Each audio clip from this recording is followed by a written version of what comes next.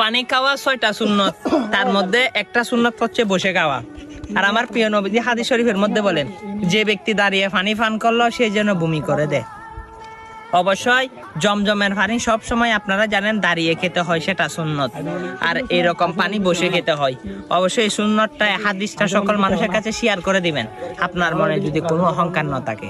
ভিডিওটা শেয়ার করে সকল মানুষকে সুন্নত এবং এই হাদিসটা সম্পর্কে জানিয়ে দিন। সুম্মা আমিন।